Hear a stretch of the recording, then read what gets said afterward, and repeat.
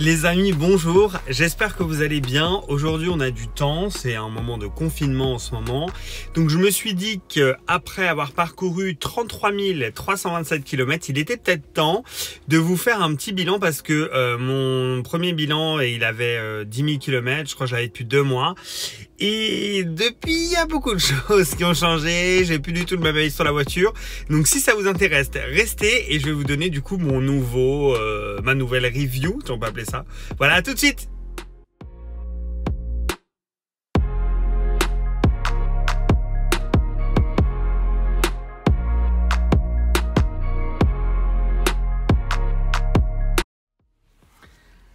Avant de commencer cette vidéo, un coucou très spécial à Lucas qui, en plus d'être un contributeur, est le modérateur de cette chaîne, seul et unique pour le moment, parce que vous êtes sages.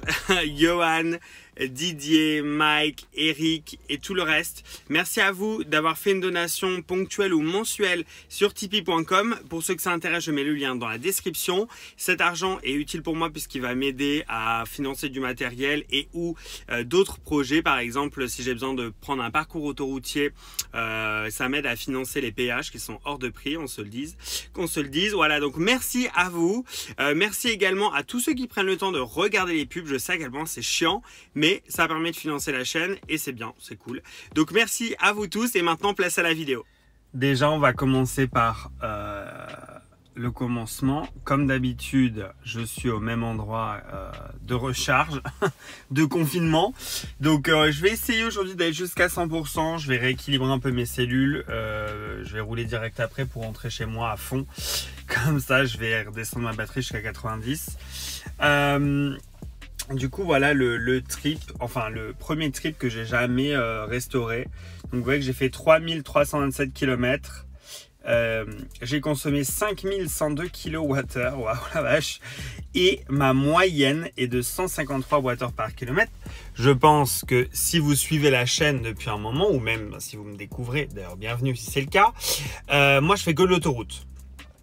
L'autoroute, je suis au maximum de la vitesse. Si c'est 110, je fais 110. Si c'est 130, je suis 130. Si c'est Allemagne, c'est voilà.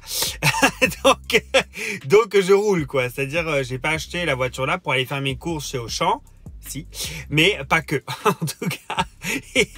Et ouais non, franchement, je la tartine bien cette voiture. Et puis bah voilà le résultat, 153 Wh par kilomètre de moyenne.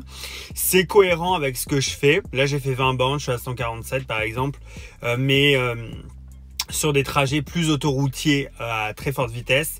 Par exemple, la dernière fois que j'étais, entre autres, en Allemagne, je suis monté jusqu'à 170 Wh par kilomètre. Du coup, voilà, ça c'est un premier chiffre déjà qui est intéressant après 30 000 km. Je trouve que 153 Wh, bah, ça prouve que la voiture, elle est championne dans la conso, c'est-à-dire qu'elle consomme vraiment pas. Ça rejoint un petit peu un des points que j'ai abordé dans ma vidéo que je vous mets juste ici sur, eh bien justement, je crois que ce sera plutôt là, sur justement les 3 points principaux, enfin qui font que pour moi Tesla c'est vraiment, ils lead vraiment l'automobile électrique aujourd'hui. Et c'est aussi parce qu'ils gèrent la batterie, les moteurs, donc ils ont une conso qui est tout à fait raisonnée et tout à fait basse en fait, tout simplement. Voilà, donc ça c'était le premier petit point sur lequel je voulais revenir, parce qu'au début que je l'ai eu, j'étais vachement étonné que la batterie baisse beaucoup. Je m'attendais à ce que je pourrais faire l'équivalent de ce que je fais tous les jours, c'est une centaine de kilomètres. Je pensais que j'allais pouvoir le faire sur 3-4 jours avec une batterie. Non. En fait, c'est plutôt la dynamique d'un smartphone où quand on roule beaucoup, ben, comme on le branche tous les jours, ça recharge jusqu'à notre limite et puis pas plus. Mais c'est vrai qu'au début, j'étais vachement étonné de voir à quel point ça descendait vite. Et finalement, on s'y habitue, on comprend pourquoi, etc., en fonction de nos usages, etc. Et oui, ça s'explique en fait. C'est tout à fait normal, mais c'est juste quelque chose que quand on connaît pas l'électrique, on n'imagine pas. Et donc c'est vrai que moi tout de suite je me suis dit ouais, mais je voyais les pourcents limite défiler devant moi. Oui, c'est normal. T'es à 130 sur autoroute, il fait 2 degrés, t'as chauffage à 21, etc. Mais c'est des choses qu'au début on n'apprend pas. Et voilà pourquoi déjà 6, 7 ou 8 mois après, je comprends un peu mieux les choses, on va dire.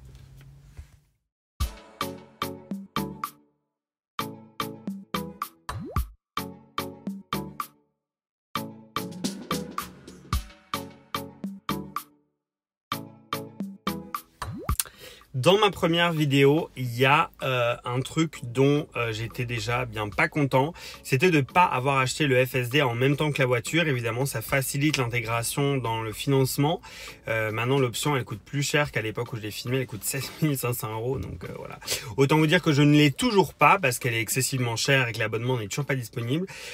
Je trouve toujours que c'est une erreur de ne pas le prendre. Surtout si on fait beaucoup d'autoroutes, c'est très énervant de devoir activer l'autopilote, le désactiver et tout, c'est une vraie plaie. L'autopilote de base suffit pour énormément de cas, mais dès lors qu'on fait beaucoup d'autoroutes, le fait de ne pas pouvoir changer de ligne avec l'autopilote, bah ça casse vraiment le truc. Des fois, je roule de plus en plus, en fait, je roule qu'avec l'adaptateur, le régulateur de vitesse adaptatif, parce que sinon, je me rends compte que je reste sur la voie du milieu parce que j'ai plus envie de désactiver l'autopilote et tout. Donc j'ai tendance à rester dans une voie assez rapide et parfois à gêner les autres ou c'est pas le comportement adapté.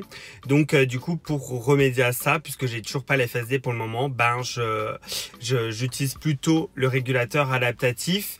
Ça, c'était un point que j'avais soulevé dans mon bilan de 5000 km, genre un bilan à 5000 km, bref.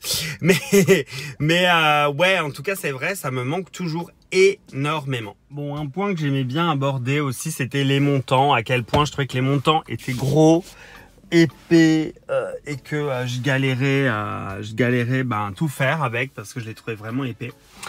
Ça, c'est un avis qui finalement a quand même aussi bien évolué, c'est-à-dire que oui, ils sont épais, beaucoup plus qui ne le sont sur la C3 que je roulais avant d'avoir cette voiture, mais c'est un peu ça le truc, c'est juste que j'avais pas pris l'habitude. Toutes les voitures très modernes, enfin les voitures modernes machin ont des montants très épais pour la sécurité, blablabla, bon bref, oui, je m'y suis habitué. Non, c'est pas un problème, c'était un faux problème que j'ai soulevé à ce moment-là. Par contre, le problème des finitions, ça c'est aussi un truc dont j'aimais bien en parler, des finitions, j'aimais bien dire oh là là, les finitions, mon Dieu, c'est terrible. En fait, les finitions, je m'en tape maintenant, c'est-à-dire que je suis passé outre, vous voyez les petits diamants là que j'ai mis comme c'est magnifique. Je suis passé outre les finitions, c'est-à-dire que ce que j'utilise le plus, le volant, voilà, après 30 000 km, vous le voyez, le grain sur le cuir est toujours présent, il n'y a aucun problème. J'ai l'apparition de zones un peu creuses à certains endroits, par exemple ici c'est comme un petit peu creux maintenant, vous allez le voir, mais vous voyez c'est vide en dessous comme c'était vide, mais sinon il y a un bon maintien de ça. Ce que j'utilise énormément c'est ça, vous voyez ça claque toujours aussi bien, la console centrale il n'y a pas de problème, ça fonctionne toujours aussi bien. Ouais, les finitions importantes c'est que tout continue de fonctionner correctement. Les sièges, vous le voyez, il n'y a pas de retouche. Donc effectivement, il y a des petites imperfections. La vidéo sur mon coup de gueule sur les sièges blancs sera disponible en description parce que j'ai eu des petits trucs. Mais sinon, je veux dire, tout va bien. Les boutons, il n'y a pas de jeu. Les fenêtres descendent très bien, montent très bien. Moi, j'ai aucun problème de ce niveau-là. Oui, après, c'est des finitions, je dirais... c'est des finitions, je dirais, d'ordre général, mais pareil en fait, c'est l'expérience de conduite, l'expérience utilisateur globale qui l'emporte. C'est-à-dire que le logiciel est impeccable, selon moi, même si beaucoup commencent à me dire oui, tu manques d'objectivité, fanboy, blablabla. Oui, je suis un fanboy, exactement, clairement, mais je suis objectif. Quand il y a une merde dans la voiture, je le dis. J'ai fait pas mal de vidéos où je me suis fait lyncher parce que je dis les choses. Moi, j'en ai rien à foutre. Le truc me plaît pas, je vous le dis, ça vous plaît, c'est bien, ça vous plaît pas. C'est pareil, finalement, c'est moi qui conduis la voiture. Donc bon, passons. Ouais, c'est l'expérience globale, c'est-à-dire que l'expérience en elle-même de conduite est tellement formidable. Je passe des fois des après-midi, je vais vous tourner des vidéos, je passe des après-midi à rouler. Je défonce 400 km, je vais au superchargeur, je me recharge complètement parce que j'ai tellement roulé, je m'amuse, c'est-à-dire je prends du plaisir, c'est tout. C'est juste une question de plaisir. Il y a beaucoup de choses dont je passe outre parce que finalement j'ai compris que ce que je payais c'était du logiciel, c'était du rêve. Moi le FSD ça me fait vraiment rêver. C'est une partie de tout ça. La supercharge, le réseau, etc. Voilà, les finitions, franchement, elles sont tout à fait correctes.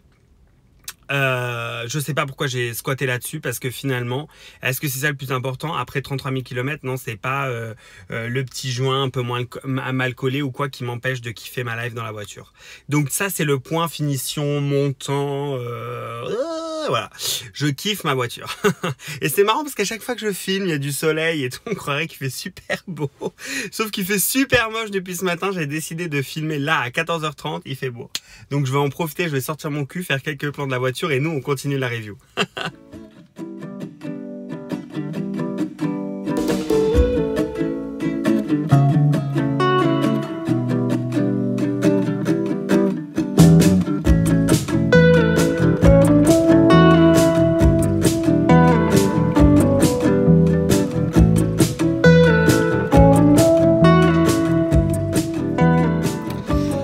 Voilà, l'expérience globale est très bonne de conduite. Moi j'ai une standard plus, mais j'ai déjà conduit des longues range, j'ai déjà conduit des perfs. Il y a une vraie, il y a un vrai échelonnement. C'est-à-dire qu'effectivement, il y a 3 gammes qui sont très bien démarquées en termes de puissance et d'accélération, mais le plaisir reste le même à la conduite. Ça, c'est un truc très important. Sur autoroute, vous n'allez pas taper un 0 à 100, même au feu rouge en permanence, etc. Donc, ça répond à différents besoins, mais l'expérience globale est vraiment très bonne dans les 3 gammes que vous pourrez choisir. Il y a des petites choses. La seule vraiment chose qui reste coup de gueule toujours aujourd'hui, c'est les traces noires que j'ai en fait au niveau là-haut, au niveau des ceintures. Je l'ai amené en service center, ça a été lavé, mais ils peuvent pas faire plus. Donc en fait les ceintures à ce niveau-là, au niveau de l'épaule, sur le siège, laissent des traces noirâtres. Donc voilà, c'est comme ça. Si vous prenez l'intérieur blanc, c'est un problème récurrent, c'est comme ça. C'est pas corrigé par Tesla, donc il faudra faire avec. Mais sinon voilà, j'ai rien de plus à vous dire. Tout est vraiment parfait, le logiciel est impeccable. Je m'éclate à fond avec la voiture, vous le savez, Spotify j'adore, j'utilise tout le temps Spotify, j'utilise Autopilot, le Maps. Je me fais vraiment plaisir dans cette voiture. Et puis voilà, je la trouve sublime, hein. J'ai toujours le kiff intégral quand je la vois, c'est bien trop cool. Donc voilà, c'est un peu mon avis. Je suis toujours à l'affût de choses qui pourraient vous intéresser. Qu'est-ce que je peux vous montrer sur la voiture, etc., etc. Donc dites-moi en commentaire ce que vous pensez. Est-ce que vous avez le même avis? Est-ce que vous avez envie que je teste des choses en particulier sur la voiture, des scénarios en particulier pour de futures vidéos? Laissez-moi vos avis, laissez-moi vos suggestions en commentaire. Moi, je vous remercie d'avoir regardé cette vidéo, j'espère qu'elle vous plaira. Je vais laisser la vidéo des bilans des 5000 km en ligne, mais sachez qu'elle ne représente plus aujourd'hui la vie globale que j'ai sur ma voiture, c'est clair et net. Je pense que je l'ai bien retranscrit dans cette vidéo, j'espère que vous comprendrez. Et je vous dis à bientôt, à la semaine prochaine. Ciao, ciao!